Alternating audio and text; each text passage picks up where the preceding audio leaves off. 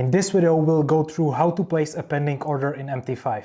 To create a pending order, you can either click on New Order in the toolbar or press F9.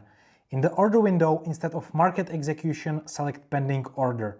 In MT5, you will find 6 types of pending orders, but the main ones are the first 4.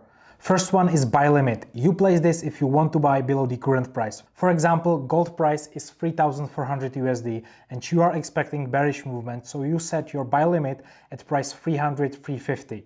When the bearish movement happens and price falls down to 3,350, your trade will open. Second one is sell limit. You place this pending order if you want to sell above the current price. Again, gold is 3,400 USD, but you are expecting a bull run to 3,500 USD, and then you want to sell. So you set your sell limit at price 3,500 USD, and once market comes to this price, your short position will open. Third one is buy stop. Buy stop is used when you want to buy only above the current price. It's mostly used when you are waiting for some confirmation of a bullish trend or break of structure. And the last one is sell stop. You set sell stop if you want to sell only below the current price, and it's the same as the buy stop. You use sell stop if you want to open your sell position after some confirmation of a bearish trend. There are also another 2 types of pending orders, buy stop limit and sell stop limit. It's the combination of both. Buy stop limit first works like a buy stop. The order becomes active only when the price reaches a certain level above the current price.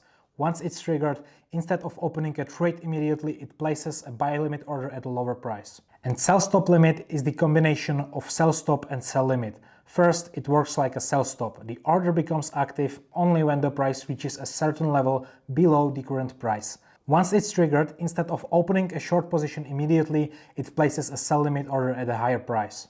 Now let's open some pending order. First, I will place a buy limit on gold. I will fill the volume, so let's go with 1 lot for example. Then we have a price. That's the level where we want to activate our pending order. With buy limit, we must set the price below the current one. You can see if I will write down the price above the current one, MT5 won't let me open the position, so I will set it correctly and I will put a price below the current one. You can also set stop loss and take profit levels, as well as the expiration of the pending order. For example, tomorrow we are expecting some news from the Fed, so we will set an expiration time before the news is announced. Then you just click on place and you can see your pending order in the chart.